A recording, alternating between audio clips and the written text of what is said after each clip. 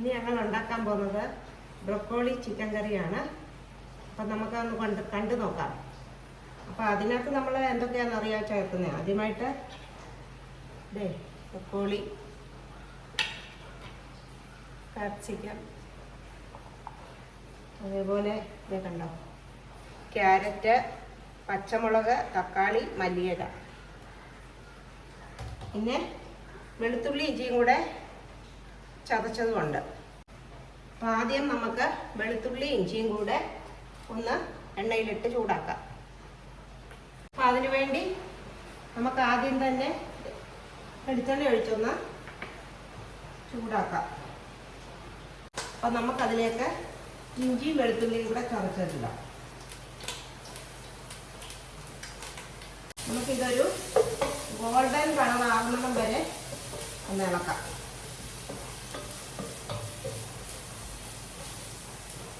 ഇതിലേക്ക് നമുക്ക് കുറച്ച് സവാള അരിഞ്ഞ് വെച്ചത് കൊണ്ട് അതുകൂടെ ചേർക്കണം. നേരത്തെ ഞാൻ വിട്ടുപോയി പറയാൻ. ഇതിപ്പോൾ ഒരു ചുവപ്പ് കളറൊക്കെ ആയിട്ടുണ്ട്. അപ്പോൾ ഇതിലേക്ക് നമുക്ക് സവാള ഇടാം. അപ്പോൾ ഇതിലേക്ക് നമ്മളിത് സവാള ചേർക്കാൻ പോകാം. സവാള ചേർത്ത് നമുക്ക് നല്ലോണം ഇളക്കി കൊടുക്കാം. ഇതിനകത്തോട്ട് തക്കാളി, പച്ചമുളകൊക്കെ ചേർക്കാം. അപ്പോൾ സവാളയൊക്കെ ഒന്ന് വാടി വന്നിട്ടുണ്ട്. അപ്പം നമ്മൾ ഇതിലേക്ക് ഈ പച്ചമുളക് ഒന്ന് ചേർക്കാം. പിന്നെ തക്കാളി,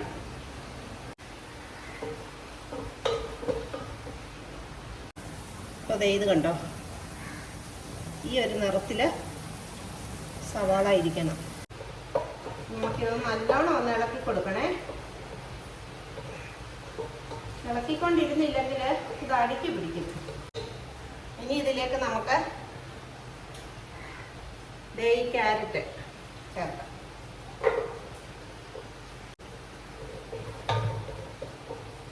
നമ്മൾ ഈ ബ്രൊക്കോളി ലാസ്റ്റ് ചേർത്താൽ മതി, ഇല്ലെങ്കിൽ നമുക്ക് വെന്ത് പോകും. അത് അതുകൊണ്ട് നമുക്ക് ലാസ്റ്റ് ചേർത്താൽ മതി. നമുക്ക് കുറച്ച് പെരിഞ്ജീരകപ്പൊടി ചേർക്കാം. ഒത്തിരി ഒന്നും ചേർക്കണ്ട, കുറച്ച് മതി.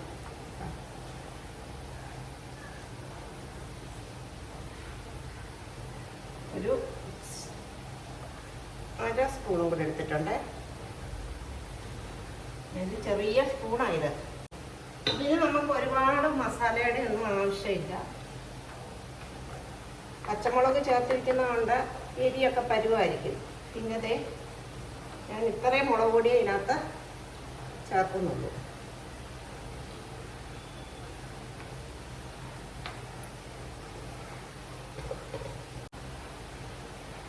പിന്നെ ഇതിലേക്ക് ഇത്രയും മല്ലിപ്പൊടി കുറച്ച്,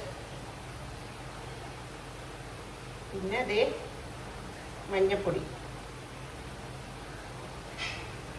നിങ്ങൾക്ക് മസാല കൂടുതൽ വേണമെന്നുണ്ടെങ്കിൽ കുറച്ചുകൂടെ ഒക്കെ ഇതിനകത്ത് ചേർക്കാൻ പറ്റും. അപ്പം ഇതിലേക്ക് നമ്മൾ ഉപ്പ് ആഡ് ചെയ്യാൻ പോവാണേ. ഉപ്പൊക്കെ നിങ്ങളുടെ ആവശ്യത്തിനനുസരിച്ച് ചേർക്കുക. ഞാൻ ഈ ചെറിയ സ്പൂണിന് 1.5 സ്പൂണാണ് ചേർത്തത്. പിന്നെ വേണമെന്നുണ്ടെങ്കിൽ നമുക്ക് ആവശ്യത്തിന് ചേർക്കാം അവസാനം.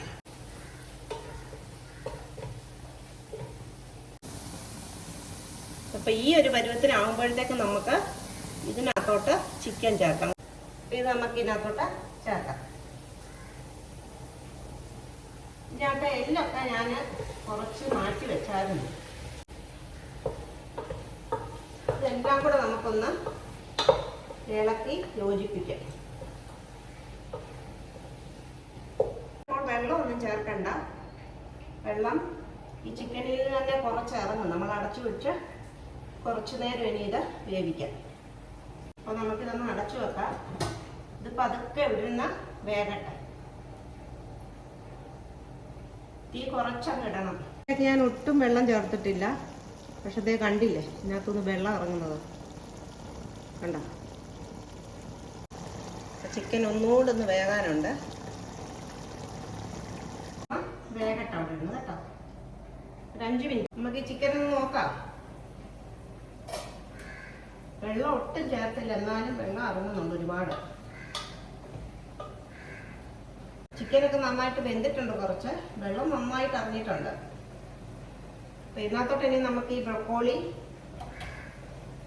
ഈ ക്യാപ്സിക്കം കൂടെ ചേർക്കാം. മല്ലിയില ലാസ്റ്റ് ചേർത്താൽ മതി. ഉപ്പ് ഇച്ചിരി കുറവുണ്ട് കേട്ടോ, കുറച്ചുപ്പ് കൂടെ ചേർക്കുക. അപ്പോൾ ഇതിനകത്തോട്ട് നമ്മൾ ബ്രൊക്കോളി ചേർക്കുവാണേ.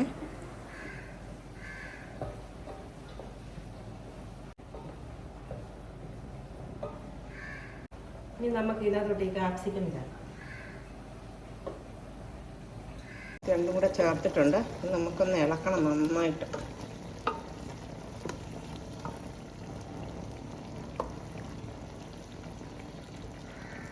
നമുക്കിതൊന്ന് അടച്ചു വെക്കാം.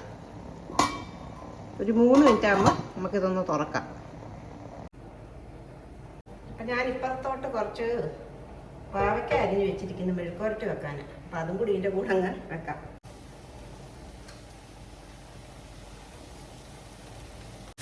ഒന്ന് ഇളക്കട്ടെ. ഇതിനകത്തോട്ട് കുറച്ച് തേങ്ങ അരിഞ്ഞാണ്. ഇവിടെ തേങ്ങ അരിഞ്ഞ് പാവയ്ക്ക മെഴുക്കുവരട്ടി വെക്കുന്നത് ഭയങ്കര ഇഷ്ടമാണ്. ആ തേങ്ങാക്കൊത്തൊക്കെ ഒന്ന് കടിക്കണം, നല്ല ടേസ്റ്റാണ്. തേങ്ങ അരിഞ്ഞിട്ടിട്ടുണ്ട്. ചെറിയ തീ കിടന്ന് വാടണം. ഉള്ളി ലാസ്റ്റേ ഇടുന്നുള്ളൂ. അപ്പം നമുക്ക് ഇനിയിപ്പോൾ ഇതൊന്ന് നോക്കാം.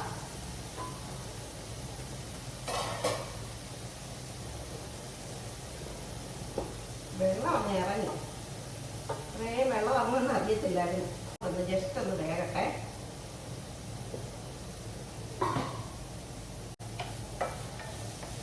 മെഴുക്കുവരട്ടി ഇവിടെ കിടന്ന് പതുക്കെ ആകട്ടെ. അപ്പം ദേ ഞാൻ നോക്കിയായിരുന്നു, അപ്പോൾ കുറച്ചായിട്ടുണ്ട്. ബ്രൊക്കോളിയൊക്കെ ഒത്തിരി വെന്ത് പോയാൽ കൊള്ളത്തില്ല. ഈ ഒരു പരുവത്തിനെ ആകാവൂ. ഇതിലേക്ക് നമ്മൾ ആ മല്ലിയില ചേർക്കാം.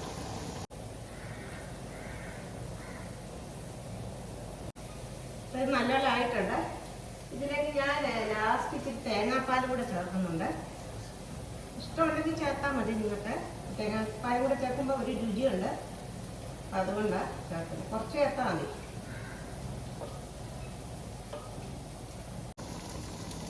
തേങ്ങാപ്പാലൊക്കെ ചേർത്തു. അപ്പം ഞാൻ ഈ സ്റ്റവ് ഓഫാക്കാൻ പോവാം. ഓഫാക്കിയിട്ടുണ്ട്. ഈ ഒരു പരുവത്തിനാണ് നമ്മളിത് ഉണ്ടാക്കിയത്. കണ്ടോ? നിങ്ങൾക്ക് തേങ്ങാപ്പാലിൻ്റെയൊക്കെ രുചി ഇഷ്ടമാണെങ്കിൽ അതോടൊക്കെ ചേർക്കാക്കി കുറച്ചുകൂടെ നല്ല ടേസ്റ്റായിട്ട് കഴിക്കാൻ പറ്റും. നമുക്ക് ചേർക്കും. പാവയ്ക്ക മെഴുക്കുവരട്ടി ഉണ്ടാക്കാൻ എളുപ്പമല്ലേ. ഞാൻ പിന്നെ ഇത് ഉണ്ടാക്കിയതിൻ്റെ ഞാനിത് ഉണ്ടാക്കിയതിൻ്റെ കൂടെ ഒന്ന് കാണിച്ചതേ ഉള്ളൂ.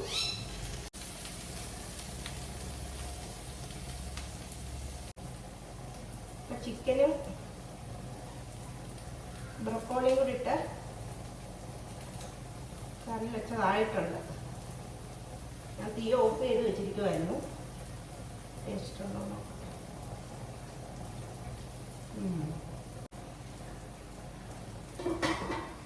ഫുള്ളായിട്ട് അടച്ചു വെക്കണ്ട, കാരണം വീണ്ടും ഈ അടുപ്പിൽ നിന്ന് വെള്ളം ഇറങ്ങും. അതുകൊണ്ട് പാവയ്ക്ക മെഴുക്കുവരട്ടി ആയിട്ടുണ്ട്. ഒന്ന് നിർത്തിയേക്കാം തീ.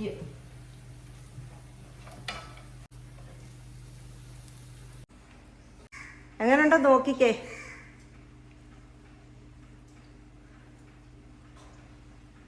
ഇതാ ബ്രൊക്കോളിയും കൂടെ ഒക്കെ എടുക്ക. ആണോ? ഞാൻ രാവിലെ പോകുന്ന സ്ഥലത്തില്ലായിരുന്നു. അപ്പോൾ സിന്ധു ഒറ്റയ്ക്കാണ് ഈ കറി വെച്ചത്.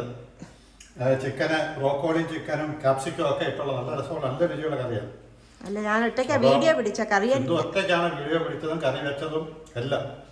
എൻ്റെ സാന്നിധ്യമേ ഇല്ലായിരുന്നു. അപ്പോൾ അതുകൊണ്ട് എന്തെങ്കിലും വീഡിയോയിൽ എന്തെങ്കിലും പ്രശ്നങ്ങൾ ഉണ്ടായിട്ടുണ്ടെങ്കിൽ നിങ്ങൾ ക്ഷമിക്കുക. നല്ല സൂപ്പർ കറി. അപ്പോൾ ആദ്യമായിട്ട് കാണുന്നവർ ഒന്ന് സബ്സ്ക്രൈബ് ചെയ്യണം, സപ്പോർട്ട് ചെയ്യണം. അപ്പം ഞങ്ങളുടെ വീഡിയോ ഇവിടെ പൂർണ്ണമാകുകയാണ്. അപ്പം ഞാൻ തന്നെത്താനാണ് വീഡിയോ ഒക്കെ എടുത്തത്. നിങ്ങളുടെ അഭിപ്രായങ്ങളൊക്കെ കമൻറ്റിൽ രേഖപ്പെടുത്തണം. ഞാൻ ഇല്ലാഞ്ഞോണ്ട് പുള്ളിക്കാരിയാ കറി വെച്ചതും വീഡിയോ എടുത്തതും എല്ലാം. ഒറ്റയ്ക്കായതുകൊണ്ട് അതിൻ്റെതായ കുറച്ച് ബുദ്ധിമുട്ടുണ്ടായിരുന്നു. ഞാൻ ഇതുവരെ അങ്ങനെ എടുത്തിട്ടില്ല. അപ്പം എല്ലാവർക്കും നന്ദി, നമസ്കാരം. Bye bye.